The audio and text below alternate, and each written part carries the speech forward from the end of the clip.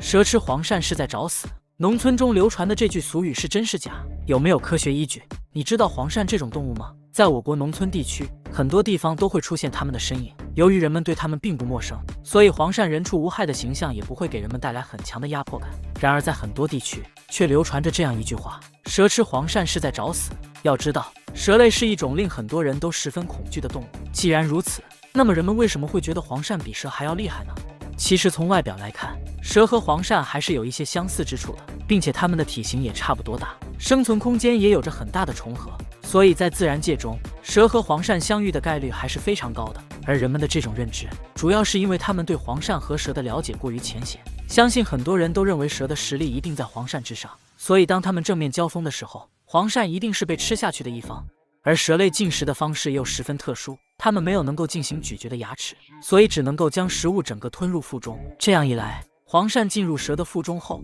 很可能并没有完全死亡，一旦在里面四处乱窜，那么就会给蛇类带来很大的伤害，甚至有可能致其死亡。哪怕是黄鳝进入蛇类的腹中之后，已经完全失去了生命特征，那么它们的身体就会在短时间内变得僵硬，以至于影响蛇类的正常生活，甚至让它们窒息死亡。蛇吃黄鳝是在找死。农村中流传的这句俗语是真是假？有没有科学依据？虽然这两种理由听起来都十分有道理，不过大家还是忽略了一些问题，例如不同性质的蛇类捕食方法也同样有所不同。在自然界中，蛇类主要分为有毒和无毒两大类，前者捕食的时候常常会利用自己的毒液来让猎物失去反抗的能力，所以在这种情况之下，黄鳝被毒蛇吃掉的时候，一定是完全丧失了生命体征的，因此在毒蛇肚子里乱窜而致其死亡的情况是基本上不会发生的。而无毒蛇在捕食的时候，由于没有毒液的加持，只能用自己的身体将猎物活活勒死。只不过由于黄鳝的身体上比较湿滑，无毒蛇也很难成功捕杀到黄鳝。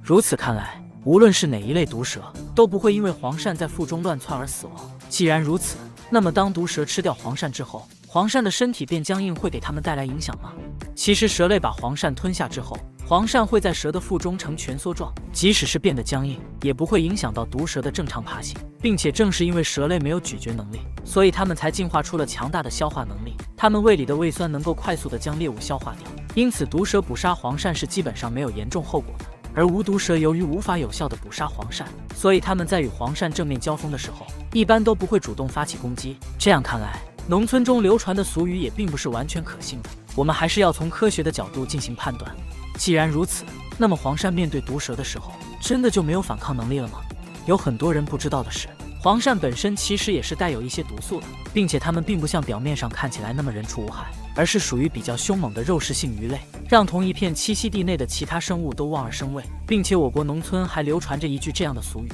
蛇吃黄鳝比长短，意思是要想判断蛇和黄鳝谁的实力更强，体型是一个影响非常大的因素。由于黄鳝死后，它们的身体会迅速变得僵硬，如果这时毒蛇还没有将其吃下，那么就会变得非常麻烦。因此如果不是不得已的情况下，毒蛇也是不会将黄鳝作为自己的主要食物的，只有在食物缺乏的时候，它们才会冒险对黄鳝发起攻击。一般情况下，蛇类和黄鳝还是可以和平相处的，毕竟真打起来最后也可能会落得两败俱伤的下场。值得一提的是，黄鳝虽然体内有一定的毒素，但对于我们来说却是一种非常优质的营养品，对身体有很多的好处。不过在这个过程中要注意的是，如果没有将黄鳝煮熟，那么其中的毒素也会给人体带来很大的危害，所以我们制作黄鳝的时候一定要多加注意。本期视频到这里就结束了，对此你还有什么想说的吗？欢迎在评论区留言。